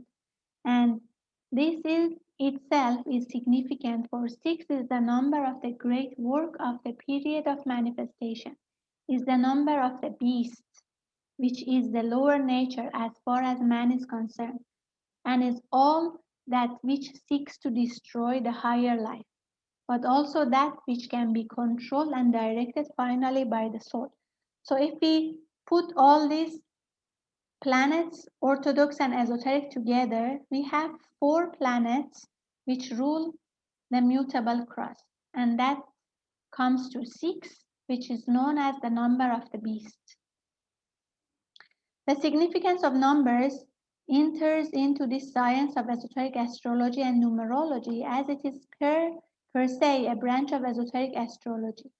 Love, mind, experience, form, human understanding, death. These are the keynotes of the 4th creative hierarchy. These are connected with the planets: love, mind, experience, form, human understanding, death. The human kingdom, and they are embodied in the planetary influences which pour through these planets from their allied signs. Through the activity of these forces which work at this stage through the mutable cross, man is brought to a great crisis of polarization and to a point of basic change for which all the earlier and many changes have prepared him. So the experience of these 6 planets through love, mind, experience, form, human understanding, death helps the humanity to move from the mutable cross to the fixed cross. It is these words also which, from a different angle, govern the process undergone, often the path of discipleship and of probation. The task of the disciple is to understand their significance in a practical and effective manner, and to deal with the energies which these planets release, subordinating them to the energies released by the fixed cross upon which he stands, and thus increase their potency through occult combination. It is by achieving intelligent and active response to the energies released and earlier mastered through the experience of the mutable cross, and by relating them to the potencies that loose upon him whilst crucified upon the fixed cross, that he learns to prepare himself for the 12 great tests in all the 12 signs for which the experience of the 2 crosses prepare him. So means in the mutable cross, we learn lessons. In fixed cross, we pass tests, and then we become prepared to take to experience each of the 12 signs and to gain the 12-fold experience before we can be finally liberated in the cardinal cross. Pisces governs the feet, and hence the whole thought of progress, of attaining the goal, and the threading of the path of return has been the underlying spiritual revelation of the great cycle through which we are passing. Also in the Piscean age, the lesser cycle out of which we are at this time moving, it has been the origin of all the teachings given by the world religions and the various stages of the path of return. Now, each of these signs believed to be connected with one bodily organ. So Pisces is connected with the feet. And here, symbolically, the book is saying, which is the whole thought of progress, means like moving the path and progressing, of attaining the goal and threading the path. So symbolically, Pisces governing the feet means threading the path and progressing. Now, esoterically, the reason that Venus is exalted in Pisces is connected with the relation of Pisces to the sign Gemini. So, in Pisces, Venus is exalted. The reason is the connection of Pisces to Gemini, of which Venus is the esoteric ruler, and also in relation to the fact that Venus is the Earth's alter ego and is closely related to the human kingdom. So Earth and Venus are connected. The fishes in Pisces are bound together, as we have seen, and this is a symbol of the captivity of the soul in form prior to the experience upon the fixed crust. The twins in Gemini are symbols of the same basic duality, but the experience of the many changing incarnations has done its work, and the band uniting the two fishes is in the process of dissolution. For part of the work of Pluto is to cut thread, which binds the two opposing lives together. So it means in Pisces, the two fishes are bound together, it's like chained together. So soul is connected, is chained in the form. Higher soul is has got captive by the incarnated soul, and once we move and we thread the path, especially because of the influence of Pluto, which is the esoteric ruler of Pisces, helping to cut, to detach, cut the thread. And therefore, in Gemini, the two brothers are not anymore chained together. So it is the task of Venus to reunite the several lives, but with no binding thread. So in Gemini, again, we have duality, but this duality is it's connected to each other, but because of love, because of being united, not because of being, how to say, chained to each other. The influence of Pisces, Gemini, and Virgo is eventually fused and blended. Symbolically, the cross must always become the line and then the point. Sagittarius, which is governed esoterically by Mother Earth, produces those conditions, whereby the path itself achieves glorification. It means in every cross, there should be a blend of the four energies of the four signs, eventually becomes a line and eventually becomes a dot, and it's like synthesis of all the influences before we go to the next cross. Gemini and Sagittarius are connected through their ruling planets because the Earth is more closely related to Venus than to any other planet. And thus again you have the six potencies which produce release from the bondage of form entered into in Cancer as far as the mass of humanity is concerned. And in Pisces, as far as the individual is concerned. When we find that the power of Mercury is lessened in Pisces and that is finally false in that sign, what is the esoteric and spiritual meaning? Simply that after the stage of initiation in Capricorn as the result of the reversal of the wheel and the consequent experiences, and after the triumph of Scorpio, the power of the mind lessens steadily till finally, like other aspects of form, life in the three worlds, it comes to an end and its meaning and illuminating aspects between soul and physical brain are no longer required. So means as we tread the path and as we evolve more and more and more, eventually, initially we are trying to develop the intellect, but eventually, once we want to move to the fixed cross, the power of the mind or that intellect change to intuition. So that's why Mercury, which is connected with the mind, falls or the power lessens. Because once we experience the cross and after the triumph of Scorpio, the power of the mind lessens steadily till finally it comes to an end. And its meaning and illuminating aspect between soul and physical brain are no longer required.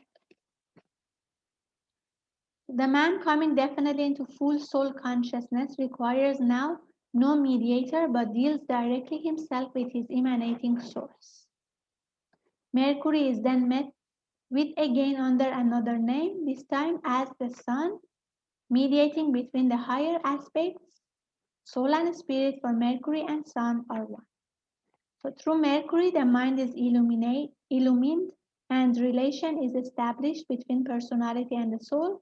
As Mercury, the sun, the mediator shifts to a still higher plane and is no longer mediator between two different stages in consciousness, but between life and consciousness itself.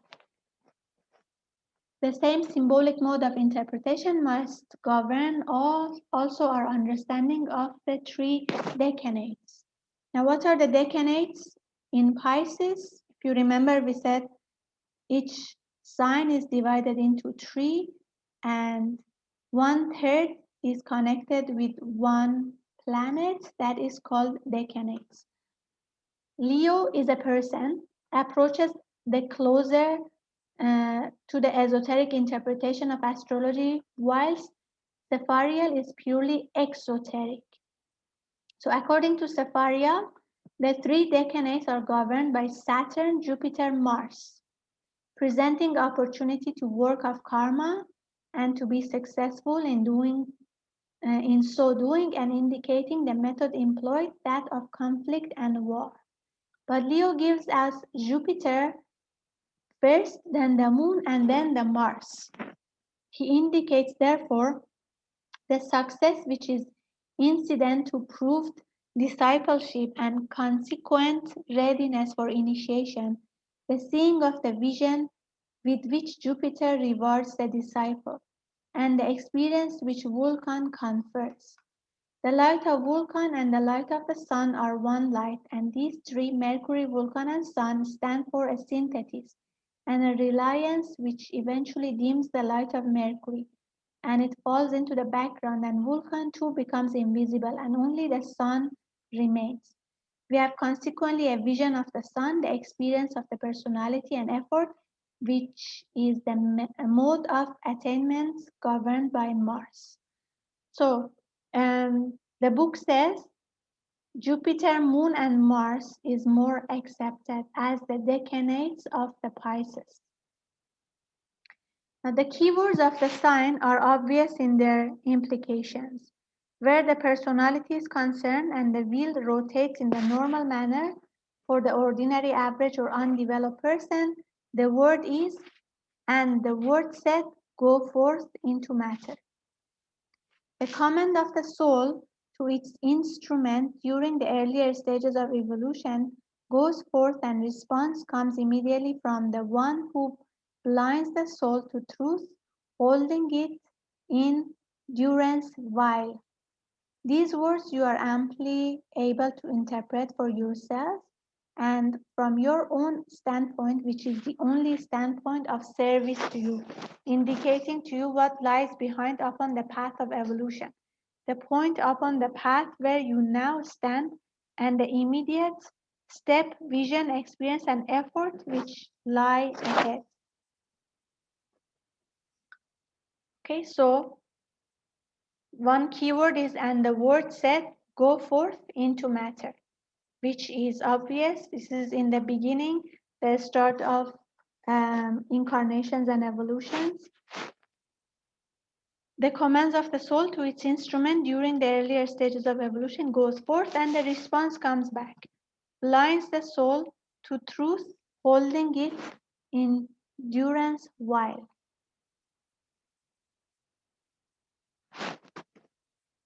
What does complicate the problem is your feeling of doubt and questioning as to the truth and the verifiability of the statements made. Okay, now this one I don't read through. It says that basically what Grandmaster tells us. So you listen to whatever is being discussed in this book. Sometimes you may have your doubts because some of the things being presented in the book are different from orthodox astrology. Like sometimes the rulers are different. Orthodox ruler is different from the esoteric ruler and so on. So the book says have an open mind, listen to what we are discussing and then think about it, analyze. Exactly like how Grandmaster says, and come up with your own conclusion. Okay, so that finishes the study of Pisces, and we study Aquarius too, and then we will finish this today's session with the Aquarius. So Aquarius is less, the study is less than the Pisces.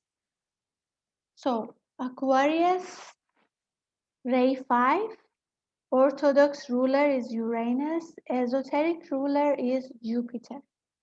Now let's study. This constellation is one of the supreme importance to our solar system.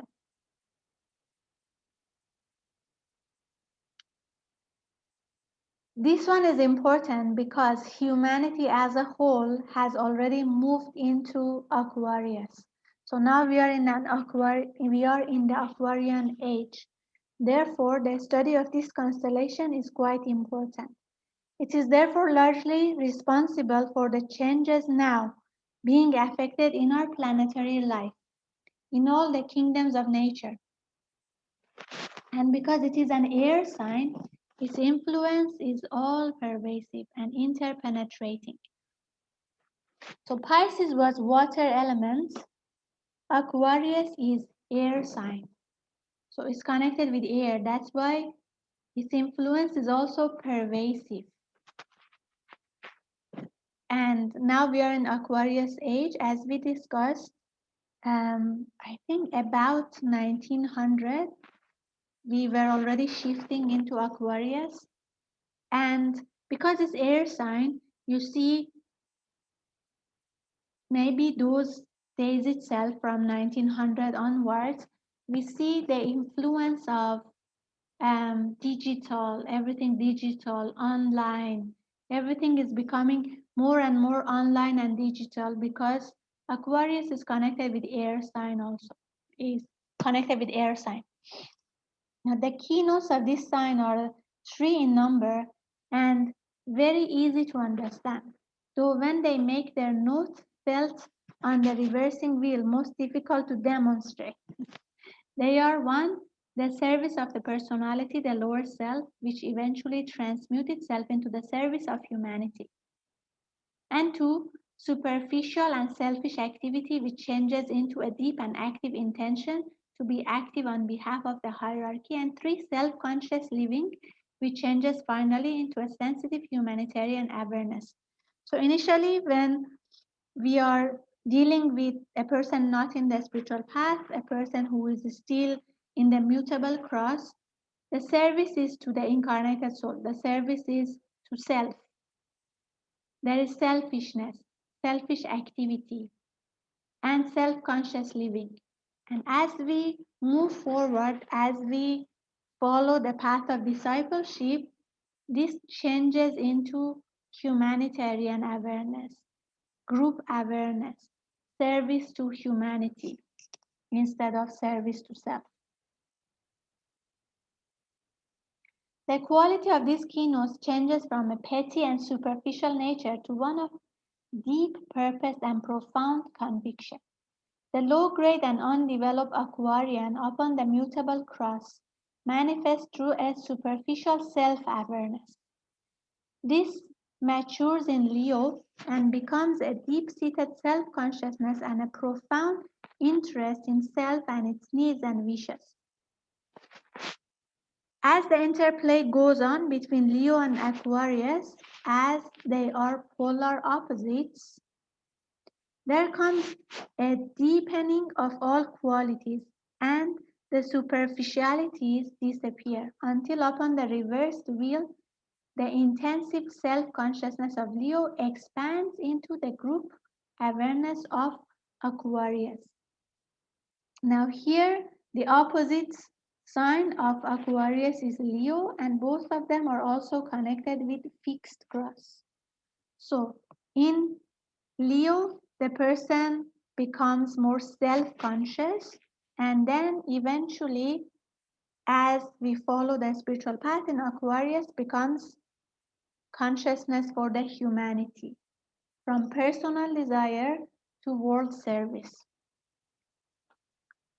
And the goal to develop for the fixed cross is love aspect of the soul.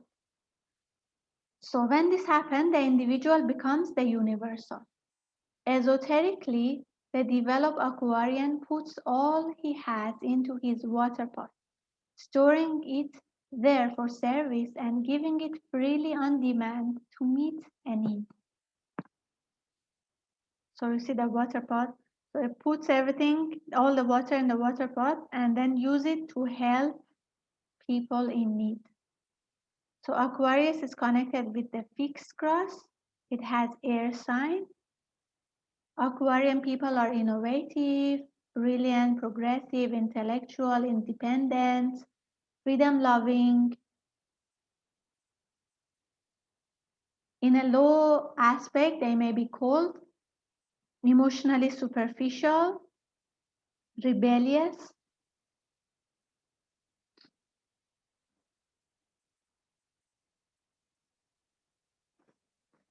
Qualities of air sign, air element, is focused energy on ideas that have not yet materialized. Mind, thought, mental can be impractical dreamers sometimes. If they don't have the energy to materialize, everything remains in the mental plane. Ability to detach, that are often objective and have perspective. Most social of all elements can overvalue intellectual abilities, need distance and objectivity in order to find itself.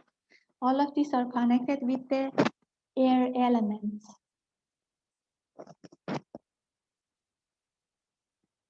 So the sign Aquarius is also a dual sign and signifies two vibrations.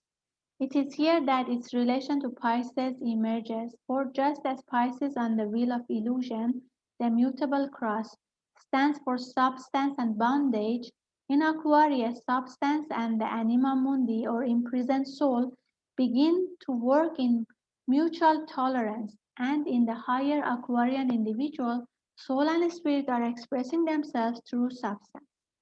There is consequently an astrological relation between the band of stars in the constellation Pisces, which unites the two fishes, and the quality and nature of Aquarius, which relates and binds together into one working and synthetic whole. So in Aquarius, we have synergy.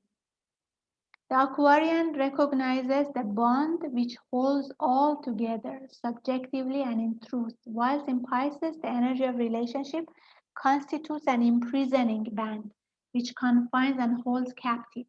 So if you remember in Pisces, we said the two fishes are bound together, they are captive, they are chained, but in Aquarius, the bond is there is a synergy. It holds everything together.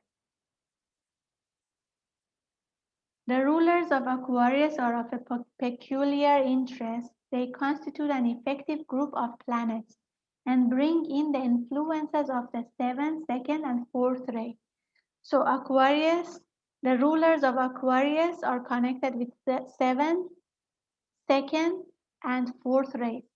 These are preeminently the rays which determine the final stage of man's progress, as well as the initial stages being more potent at the beginning of the involutionary path and the end of the evolutionary path than they are in the middle period. So means um, Aquarius is more potent in the initial stage, which is involutionary path, and the later stages of the evolutionary path, not in between. They determine the final stages and happening of the path of initiation.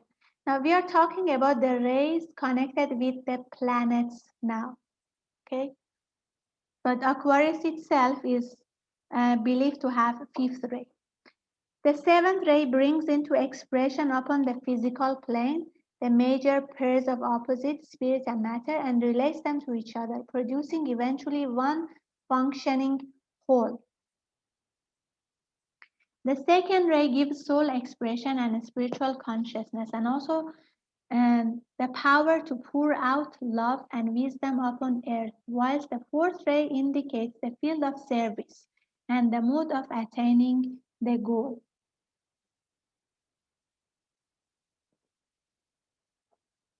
So 7th ray is connected with Uranus, which is the exoteric ruler. 2nd ray is connected with Jupiter, which is the esoteric ruler.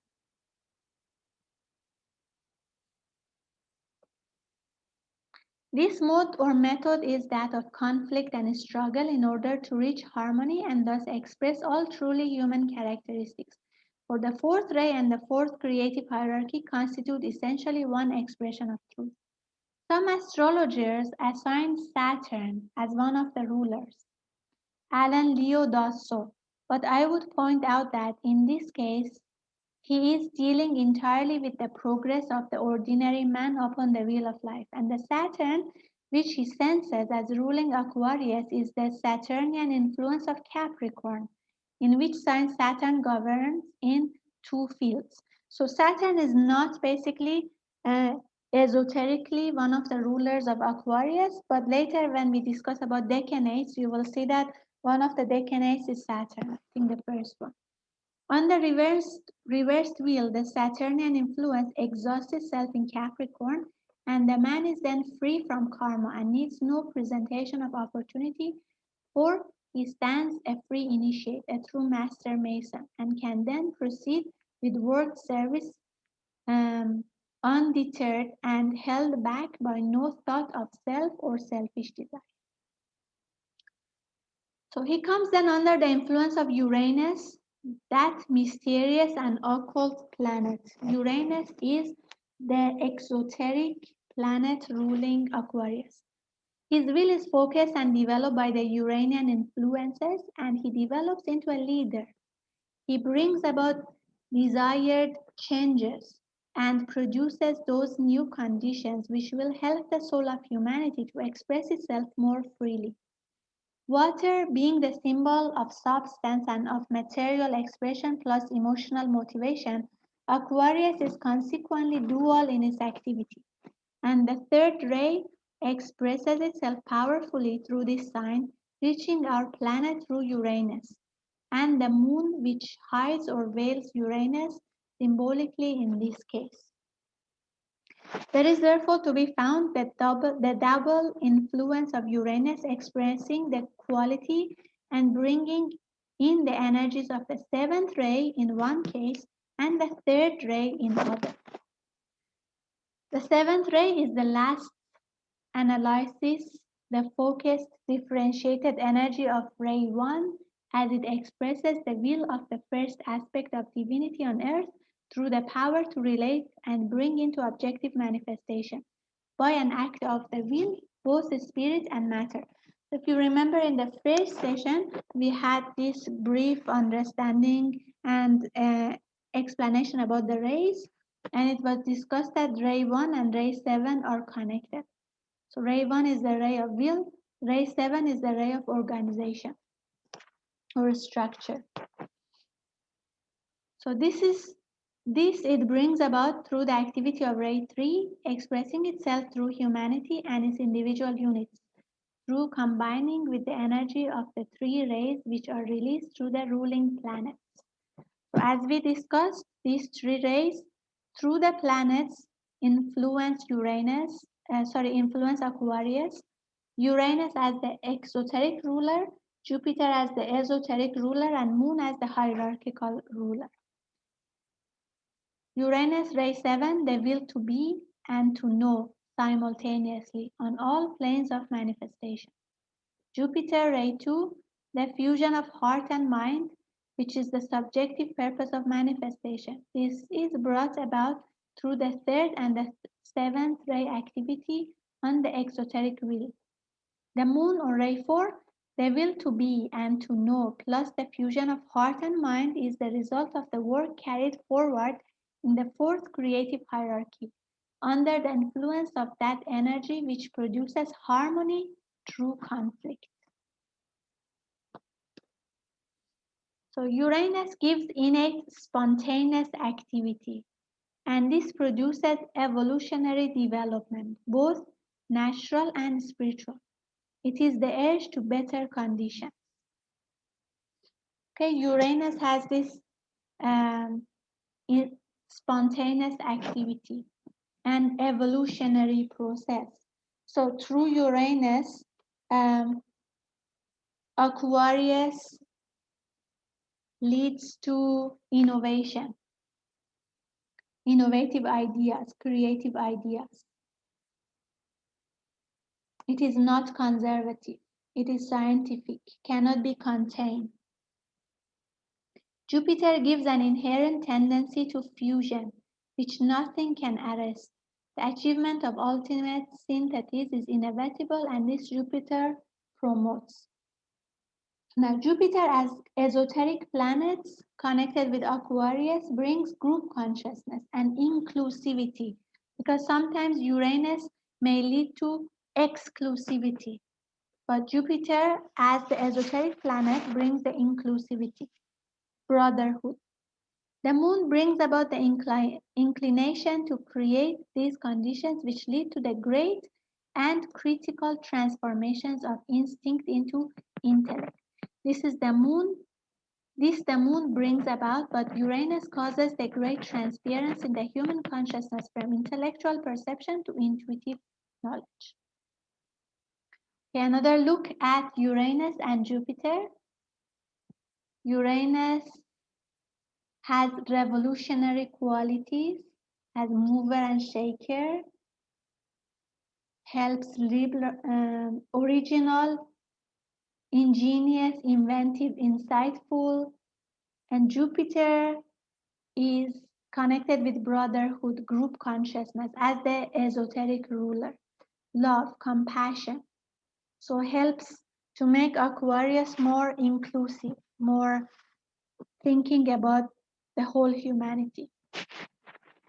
In astrology, we are dealing all the time with the energies which produce movement and subjective and outer activity. We are concerned with the impact of many forces upon the human, the planetary, and the systemic expression of life and purpose, and with the resultant effects. When these effects and activities are purely objective, and under that word I place all events and happenings going on in the 3 worlds of human experience, you have personality demonstration. A rare few consummate the experience of life upon the 3 crosses in the sign Pisces and so become world saviors. So there are a few who consummate the experience of life upon the 3 crosses in the sign Pisces, and as a result they become world saviors. But the bulk of the world initiates climax their experience in Aquarius and become liberated world servers. So when they have their initiation or their experience in Aquarius, they become world servers. When they have it in Pisces, they become world saviors. Now, the bulk of the world initiates, climax their experience in Aquarius and become liberated world servers. They turn their backs upon all further progress for themselves in this cycle and on all satisfaction of their own spiritual aspiration and become carriers of the water of life to humanity, joining thus the ranks of the hierarchy. Those who achieve in Pisces and make the higher and further grade in their development pass into that center to which we have given the name of Shambhala. But the bulk of the initiates and disciples remain attached to the second center, that of the hierarchy of service.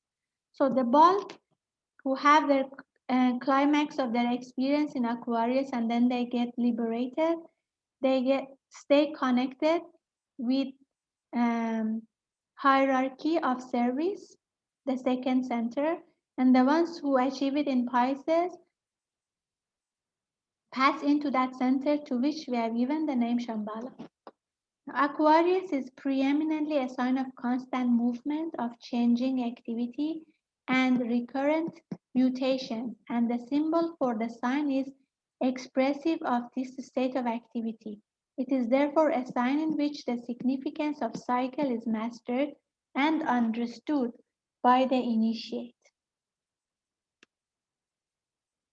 The Aquarian can experience the depth of depression and of self-depreciation, or he can know and pass through the exaltation of the soul and the sense of spiritual power which soul control gives, and know them to be the interplay and the action and reaction which are necessary for growth and comprehension. So in Leo, a man's center and point of consciousness is himself. He turns upon himself and revolves entirely upon his own axis and in respect and relation to himself, and is all the time the self-centered individual, consecrating all thought, time, and service to his own well-being and personal interests. But in Aquarius, the polar opposite of Leo and its sign of consummation, he becomes outgoing. The self-conscious individual in Leo becomes the conscious server in Aquarius. Both Leo and Aquarius are connected with a fixed cross. So in Leo, the person is more self-centered, but in Aquarius, they become other centered. So means the consciousness from the self goes to the whole humanity or brotherhood. The average Aquarian upon the mutable cross will be, for instance, a faithful employee, the adherent and worker in some firm or business within whose limits all his interests are confined and to whose welfare all he has is consecrated. So if a person is not yet in the spiritual path, means the person is still in the mutable cross, in the sign and the person is in the sign Aquarius, this leads to creation of a faithful employee who will use whatever they have for the welfare of the company. But when the person moves to the fixed cross, this consecration to others become world service. So instead of focusing all the time and effort for the welfare of the company, they will focus on the whole humanity. They will focus on the world service. Aquarius, we are told, governs the blood system and its circulation. By means of the blood, the life force is distributed throughout the entire human body. It is therefore symbolic of the task of the liberated Aquarian who dispenses spiritual life throughout the fourth kingdom in nature. Now, we said each sign is connected with one human organ, but we have to study that more symbolically. So in case of Aquarius, it controls the blood system, Because blood system distribute blood and life to the whole body, an Aquarian person who is in the spiritual path uses all the spiritual life and energy for the sake of the whole humanity. Now, Aquarius, as you know, is one of the arms of the fixed cross. This cross is outstandingly the cross of discipleship and of the three major initiations in connection with which it might be pointed out that so the four signs of the fixed cross are Aquarius, Scorpio, Leo, and Taurus. So we will discuss one by one. Now we will discuss in a counterclockwise motion because once we are in the fixed cross, we move in a counterclockwise direction. So therefore, first is Taurus. In Taurus, desire is transmuted into aspiration. Darkness gives place to light and illumination. The eye of the bull is open, which is the spiritual third eye, or the single eye of the New Testament. If thine eye be single, said the Christ, the whole body shall be full of light. So this is the opening of the third eye, the single eye. This single eye takes the place of the two eyes of the personal self. The attention of the human becomes focused upon spiritual attainment. He treads the path of discipleship. So the person can see the inner world. Now in Leo, the self-centered man becomes eventually the soul in life expression and focused on the achievement of the spiritual goal of selflessness. In this sign, he undergoes preparation for the first initiation and takes it also in this sign or under this sign when it is the rising sign, becoming the lion who seeks his prey. That is the personality who becomes the captive of the soul. So in Leo, the soul takes the first initiation. The lion who seeks his prey means the higher soul will gain control over the personality or the incarnated soul. So if you remember in Lord's Prayer, we say, Thy will be done.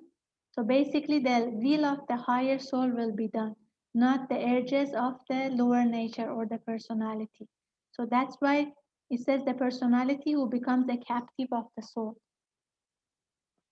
Now in Scorpio, in this sign, the disciple undergoes those tests which will enable him to take the second initiation and demonstrate that the desire nature is subdued and conquered, and that the lower nature is capable of reaching the goal for this world period, and that from the earthy foundations of Scorpio, the personality can be so tested that it shows fitness for the world service demanded in Aquarius.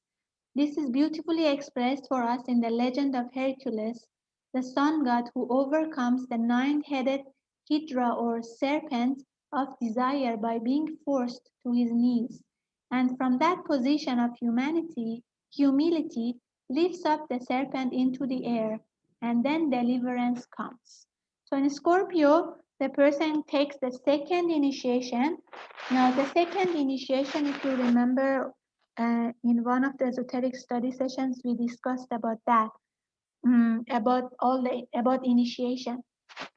When the person has full control over the emotional body, then second initiation happens. So the person takes the second initiation. Scorpio is also water sign. Scorpio is also connected with emotions. So therefore, when the person learns how to gain control over the emotions and desires, the person can take the second initiation. So the serpent of desire is lifted up. And finally, in Aquarius, in this sign, the long effort of the soul is consummated and concluded, the experience of the disciple upon the fixed cross. The man then takes the third initiation and becomes free from personality control, taking the next two initiations upon the cardinal cross. Now, Aquarius is connected with air sign. So, and we know the third initiation happens when we have full control over the mental body. So, and once the third initiation is taken, we move from the fixed cross to the cardinal cross. And that is the whole secret of the Sphinx. So as we just discussed, when we conquer these 4 signs, the bull, the lion, eagle is a symbol of Scorpio. And the human, the man, symbol of Aquarius. We move from the fixed cross to the cardinal cross. Now it's interesting that the air signs, the signs connected with the air are not shown with animals symbolically, because air is connected with the mental, um, what you call the mind, and man is a person who thinks.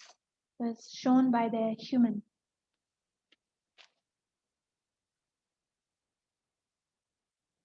So the mutable cross, a summary, the mutable cross is the cross of changing and absorbed experience.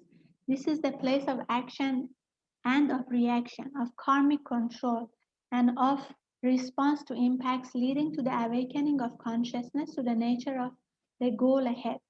The fixed cross, the cross of transmutation, desire becomes aspiration and selfishness is transformed. And the cardinal cross is the cross of transcendence.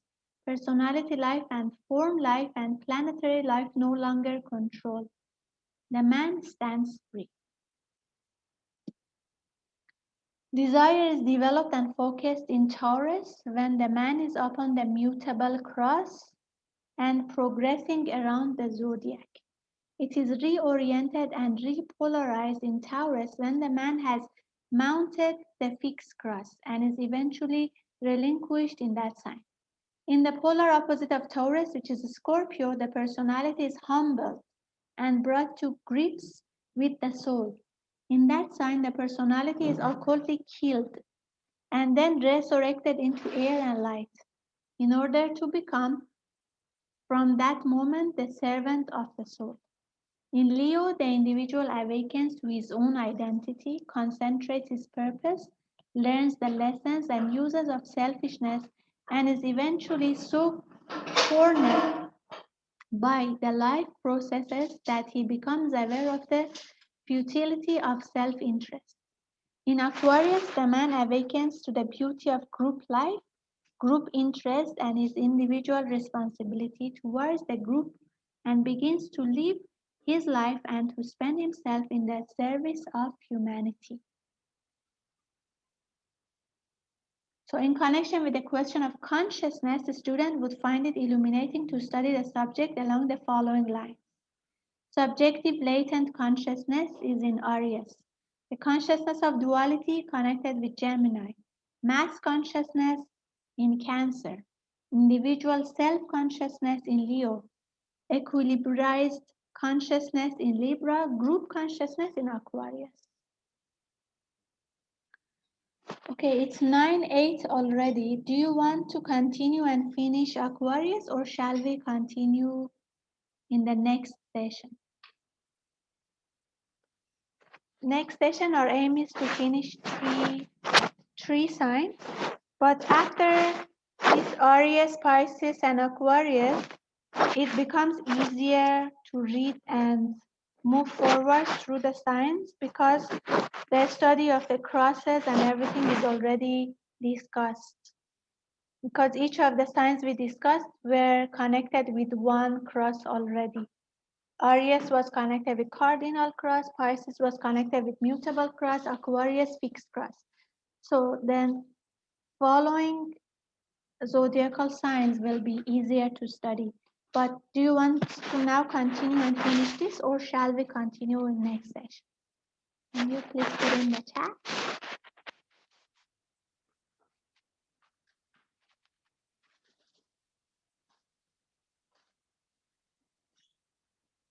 Okay, so finish please. Up to you. Have a few more pages, I think, to study. Okay, let's continue maybe another 5-10 minutes, see if it finishes, because I think we are towards the end of it. Okay. Now we come now to a very interesting point in connection with Aquarius. There is apparently no planet which is either exalted or false in this sign. Very interesting. The only planet affected is the sun, whose power is lessened. What is the symbolic significance of this? It consists in the relation of Aquarius to Capricorn, and of the fixed cross to the cardinal cross, and of the third initiation to those succeeding it, of the point of balance reached between Pisces and Capricorn with focus in Aquarius. No planet is exalted in Aquarius and no planet falls in this sign, because the true Aquarian, after due experience upon the mutable cross and the fixed cross, has reached a point of balance. So because the person, after several incarnations and learnings, have reached this point of balance, there is no planet which is exalted, no planet which is falling. He is held by none of the pairs of opposites, but uses them both for spiritual ends. He is hindered neither by earth nor water.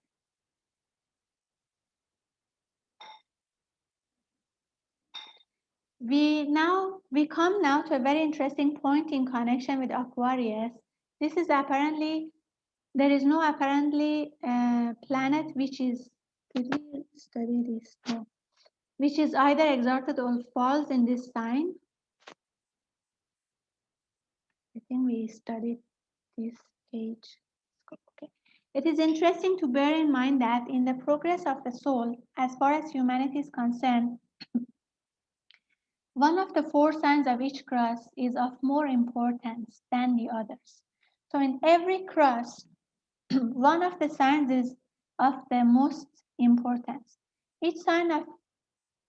Each of these three crosses is related to one of the four kingdoms in nature, and the preponderance of the ray influence pours through the sign to the kingdom under consideration. In connection with humanity, the sign of importance on the three crosses is as follows. So in the mutable cross, the Pisces is the more important one. In the fixed cross, Scorpio is the most important one, and in the cardinal cross, the Capricorn. Now in Aquarius, the initiate consummates all that has been achieved in Leo through the influence of the sun. For in Leo, there is an almost unique condition where humanity is concerned, as the sun governs all expressions, exoteric, esoteric, and hierarchical. It rules the personality, the soul, and the fourth creative hierarchy. Hence, the sun is lessened in its power in Aquarius. So Leo is the opposite of Aquarius. In Leo, sun is in glory, most glory. It is the ruler of exoteric ruler, esoteric ruler, hierarchical ruler, and it's all connected with self. So therefore, in Aquarius, the sun's power lessens. Now, the decanates in Aquarius are governed, according to Alan Leo, by Saturn first, then Mercury, and then Venus. And the effect that they will produce upon humanity appears and world conditions is already beginning to appear. Now, we already entered Aquarius around 1900, and the first planet which rules the first 1/3 parts of the age of Aquarius is Saturn. So that's why you see the world currently is undergoing lots of karmic clearance because of the Saturn. Saturn is a planet of discipleship and of opportunity. It is exceedingly active today, presenting to the world disciple those difficult situations and crises which will involve free choice, discriminative pioneering, wise response, and correct decision, thus bringing about the destruction of that which hinders, without the relinquishing of any true values of which humanity may be aware. The individual disciple has always been faced with this conditioning and releasing circumstances, and today humanity itself is in the same position.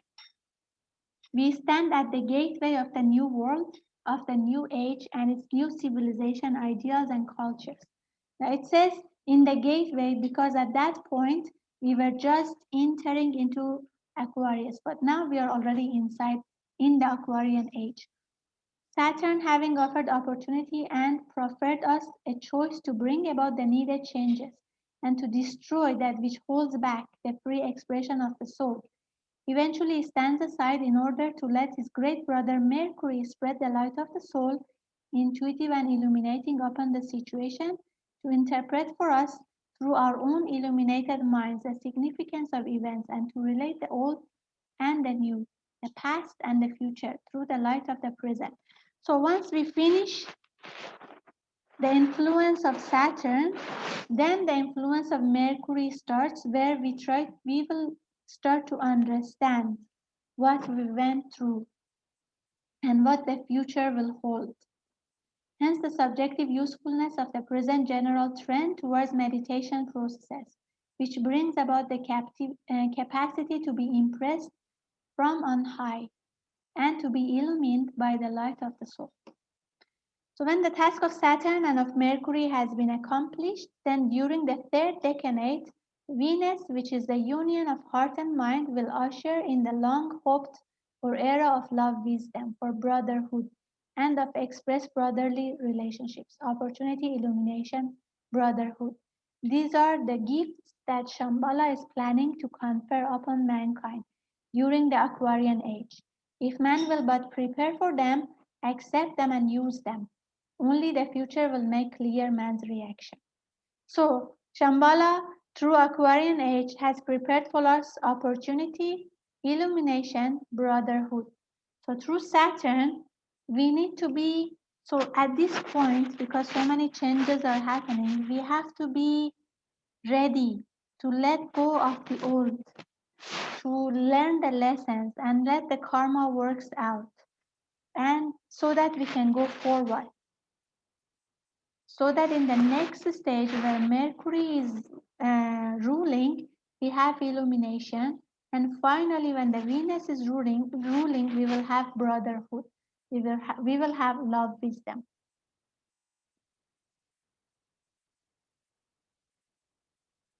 Okay, so we will pass this because according to other astrologers, they govern the three decanates are governed by Venus, Mercury, and Moon. But then later the book says this is a better um, ex, you know, um, a better expression of the decanates, which is Saturn, Mercury, and Venus. So it is interesting to note how these three signs are either those of commencement upon the mutable cross or of consummation upon the fixed cross. In the case where they stand for beginning, we have Aries, first aspect latent, movement outward into incarnation, the will to manifest, experience upon the cardinal cross. This is a summary of the three signs we just studied. Pisces, second aspect latent, desire for form existence, the love or desire for material things, constant mutation, experience upon the mutable or common cross. And Aquarius, which we just studied, third aspect latent, consecration to the service of the lower self, selfishness, experience upon the fixed cross. When these three signs from the end of the cycle of expression upon the revised will, then you have Aquarius, third aspect expressed. So this is initially what we have, and then once we are in the fixed cross, we reverse the cycle, then we have Aquarius, third aspect expressed. Consecration to the service of the whole, the death or negation of all personality selfishness. Culmination of experience upon the fixed cross. Pisces, second aspect expressed. Emergence of a world savior, death of all separative desire and love, even spiritual longing and aspiration, culmination of experience upon the mutable cross. Aries, first aspect expressed, appearance of the will to cooperate with the plan, the death of self-will, culmination of experience upon the cardinal cross. The same basic mode of considering the three crosses can be carried out with Gemini, Taurus, Aries, or the reverse. Aries, Taurus, and Gemini, remembering always that the mutable cross governs the wheel in ordinary progress and the fixed cross governs it on the reverse progress during discipleship.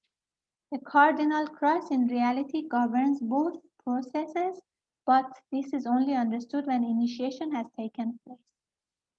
So Aries governs the path of discipleship, the will to return to the source, determination to achieve liberation, the emanating cause of the changes upon the mutable and fixed crosses. Taurus, the desire to overcome desire, the longing for liberation, transmutation of desire into love, and Gemini, the fusion of the opposites, the intelligent work of at one-ment synthesis. So here we went in the clockwise direction from Aries to Pisces Aquarius. Then the book says the same way we can go from Aries to Taurus and Gemini and get similar effects like understanding. Upon the ordinary will, these signs bring about Gemini, experience of the pairs of opposite, pronounced and separative duality, the interplay between the twins, soul and form natures. Taurus, the refocusing of the lower desire prior to another circling of the great will in search of personality satisfaction. And Aries, again, the beginning as well as the end. Okay, these Gemini and Taurus, we are going to study later on in more detail again. Okay, so we are done. I think this is the two last pages. It should be remembered that Aries is definitely that divine manifestation to which Christ referred when he said, I am Alpha and Omega, the beginning and the end. The significance of this can, however, only be grasped when the experiences of the mutable cross and of the fixed cross have been transcended and the cardinal cross has been consciously mounted after the third initiation. This is the wheel which turns upon itself and rolls from north to south and then from east to west, and it progresses onward, and in one moment of time, this it does. This is a symbolic way of expressing the united activity of all the states of consciousness achieved upon the first two wheels, and which life experience in many rounds of the zodiac has brought to the initiate.